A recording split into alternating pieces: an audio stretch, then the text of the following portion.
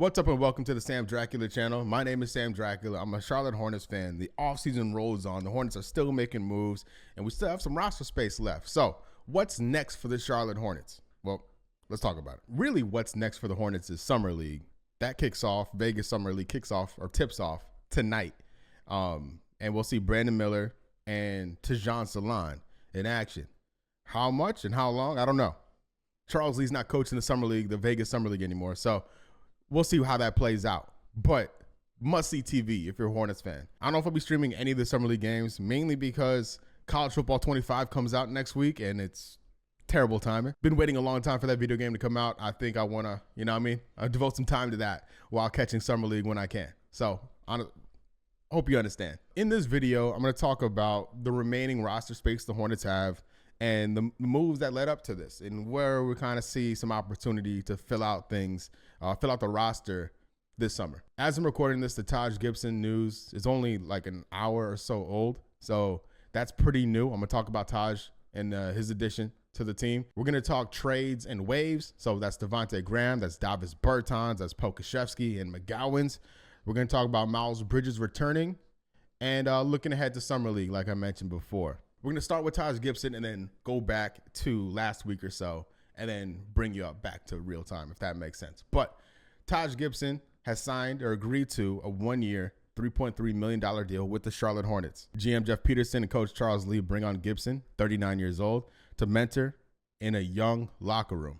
I love it. Taj Gibson is a fresh 39-year-old man, and I don't anticipate him getting a ton of minutes for the Hornets. So if you have concerns about like, oh, here we go again, like Steve Clifford flashback or something like that of a veteran taking young guy minutes, that's not going to happen. It's just not going to happen.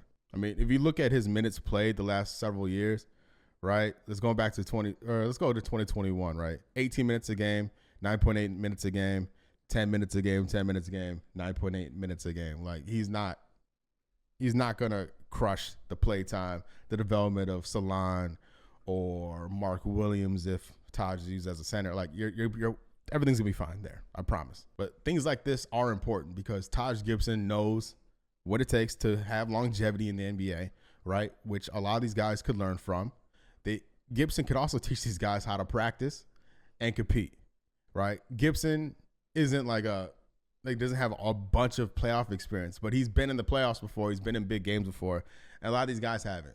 So having a dude like Gibson around is a big deal. And I think it's a really savvy move by the front office to add another like real adult into the situation. I'm going to get to the green, yellow, red in a second, but we're looking at LaMelo, Reggie Jackson, Vasa Micic, and KJ Simpson as your point guards, right? Josh Green, Trey Mann, Nick Smith Jr. at the 2, Brandon Miller, Cody Martin, Leaky Black as your 3 options. Right? I mean, so, Brandon can play 2, Cody Martin can play 2. You know what I mean? Just putting them there just for the sake of it, right? Miles Bridges, Grant Williams, Taj Gibson at your 4s, and then Mark Williams, Nick Richards, Taj Gibson as your 5 options.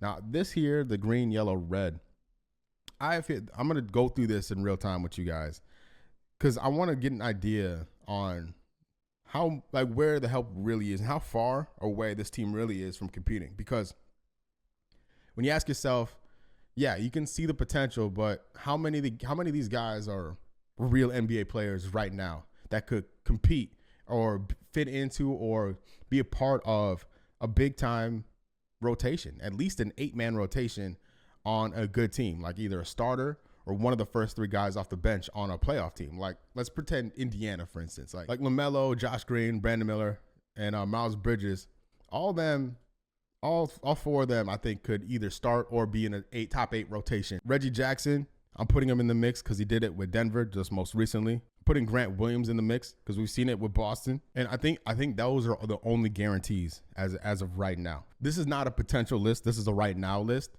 So I can't put Mark Williams in a green. I'm going to put him in yellow. I'm putting him in yellow. I'm putting Trey Mann and Cody Martin in yellow. I think Cody, on his best day, could fit into an 8-man rotation on a good team, but how often are we seeing those best days these days, right? Trey Mann is still a young player. Just depends on the team. Because he wasn't playing for OKC. Like him and Micic are probably a perfect example of this because we've seen it most recently. They weren't playing much for OKC, especially Trey, man. Mitchell's got some decent run over there. But with Mark, the health issues, and we don't know what kind of player he is, really. Again, he hasn't played 82 games yet. He's all potential at this stage. And then, honestly, all these other guys, they're Reds right now. These guys are not getting into an 8-man rotation on a good team. I'm sorry, but Nick isn't. Nick is more of a 9-10 man. Nick Smith Jr. is still a project. I think he'll get there eventually. Leaky Black. I think he could be a decent role player, but I think a 9-10 man on a bench rotation of a good team is his destiny, right? Maybe a corner 3 guy eventually. Salon's a child still, right? He's still 18 years old. He's not anywhere near that. Taj Gibson's 40 years old. The full spectrum of guys right here. And KJ Simpson, he's on a 2-way contract. That's not the expectation of him anyway. But I like KJ Simpson. So doing this exercise is for a few things, just to give you my viewpoint on the quality of this roster, where the biggest needs are, biggest question marks are. And I think it also highlights the need for another big. And that's why they signed Taj Gibson as an emergency player. Like, if Mark Williams is healthy, fine. Like, that's the best case scenario if he's healthy and is good. But we don't know that yet, man. We don't know. Like, people want to put Mark Williams into this young core. I don't know how you can do that. Like, I know you want to do it. I want that to be the case, but he doesn't deserve it yet. He just can't. You can't be in that conversation until you've played a full season in the NBA. He hasn't done that yet, man. The fact that they were able to bring Bridges back, a guy who they believe in, and also maintain enough cap flexibility, still bring in guys on the mid-level, speaks to how savvy this organization has been this summer, right? And so when you look at potential wings, right, if it's not Seth Curry, guys that could contribute on the wing with some NBA experience, right? This is the kind of list when you look at small forwards available, right? We've been there, done that with Gordon Hayward, right? Doug McDermott, Jetty Osman, Reggie Bullock, Jay Crowder, Jordan Ward. Like, that's just kind of the zone we're talking here. Like, O'Shea Brissett, Marcus Morris Sr., we just want to add some toughness. I'm here for that. But let me know in the comments, who do you want to see the Hornets go after to fill that final spot? Right. I was hoping, we'll talk about McGowan's in a bit, but like the way McGowan's is balling out, man, in the summer league, I wouldn't have hated if they brought him back on a 2-way, but we know he's off to Portland. So salute to him. I don't see any rush to fill that final spot, either final spots, because you got summer league coming up. Who knows? Maybe someone really solidifies their spot on the roster in the future and can earn that final 2-way spot or even a full-time roster spot. Like that flexibility, that carrot dangling out there for these young guys makes a lot of sense. Okay, now let's go back to last week, okay? I'm going to go through this quickly. So the Hornets traded for and cut Devontae Graham, grand opening, grand closing. Davis Bertans, they cut him loose, freeing up a lot of cap space. And, you know, they don't have to pay him $16 million or whatever the number was. Poku sent out of here, McGowan's cut, but also retained for Summer League, which I love, by the way. Love that from him. Love that energy. You don't see that. I don't know. Like, I don't know if any other teams have been doing that, but to cut a guy and have a guy stick around and play for another deal, I love it. Like, JT Thor's not on the roster right now. Like, I think that speaks to who McGowan's is as a competitor. I like that from him, and I wish him the best of luck in Portland. It seems like this front office is operating with a plan and moving deliberately. Like, I don't see any accidents. It doesn't seem like anything's an accident or just happenstance. It seems like they're maybe seeing opportunity and seizing it and making the most of it, i.e. like this Josh Green trade, like acquiring him for like nothing. And Reggie Jackson, for instance, like those deals, just getting players and picks coming here without giving really anything up. Like things like that, you're like, all right, all you can do is salute it. And then moving on to Miles Bridges, a guy who I'm not happy is returning. I'll be honest with you. Like, sorry, I'm not. But he's back. For how long? Who knows? The Hornets were open to a sign and trade over the summer. That's a little trickier because the other team has to have cap space, and cap space gone quickly, right? Maybe they're open to a sign then trade, like similarly to PJ Washington, right? If the season's not going well and it's a seller's market, who knows? But for the next 3 years, we can just assume that Bridges is going to be on the team until we hear something different. We don't know how the $75 million is broken up over the 3 years, if it's evenly distributed or front loaded or back loaded. Spot Track has the estimate here as 23, 25, and 27 as a split. That's a bit of an L. The backloaded contracts are a bit of an L.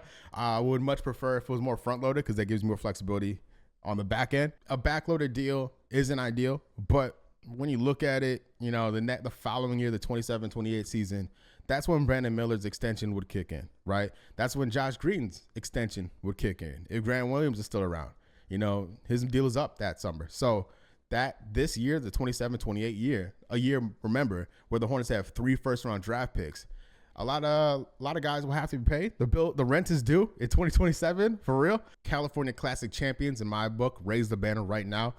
We got Summer League, Vegas Summer League starting tonight. Tajon Salon, Brandon Miller in action. I don't know how much we're going to see of them or how long they're going to play or how often they're going to play. But seeing Salon in an NBA type of environment, here for that. Because those granny clips out of France are always tricky. And I know the front office saw him in person, but not many people had the opportunity to do that. So it'll be the first opportunity for us fans to see him operate in a legit NBA setting. So I'm here for that. I'm excited and looking forward to that. I didn't mention this at the top of the video, but we found out our draw results for the NBA Cup, the Emirates NBA Cup. I'm excited. Are you excited? I am. Charlotte's in a group of Brooklyn, New York, Orlando, and Philly. Now, if you're any one of these teams, you are gassed. Having Brooklyn and Charlotte in your group is crazy. The range in this group is crazy. I think the Hornets, I'm gonna save my official season prediction as to like later, closer to the summer, but we're not gonna be bad as the Nets, but we're not gonna be good as these teams. Like there's a big gap between the Nets and the Knicks especially. This is jokes. This group is jokes. Like any one of these teams could be the 2nd seed. I think Boston is the 1st seed again, but all these guys are going to be in the mix. And we get them. We get them in our group. Awesome. No breaks anywhere. So how you feeling about the offseason? I think the front office is doing at worst case, B+, A-, like type operation of the salary cap and asset management and just puzzle piecing, whatever analogy you want to put on it. I think the front office, ownership, and whomever, like they're doing the most right now. I think there's room for improvement, obviously, because we don't know what's going to happen with that final spot, if there's another deal to be made. But largely, really positive stuff from the front office and from Jeff Peterson and crew. And I'm grateful. Like I have nothing to complain about. There's some things I would do differently, but I'm not going to sit here and complain. Like we got what we got, and you get what you get, and you don't get upset, right? So I'll be back probably after Summer League at least. I might pop on a stream, but again, college football 25 is coming out, man. So that's gonna take up a lot of my time. I'm gonna watch all the Summer League games, but it may not be on stream. All right, I may be running a dynasty mode with Akron or something like that, y'all. So I'll be busy, but I'm looking forward to watching Summer League. I'm looking forward to it.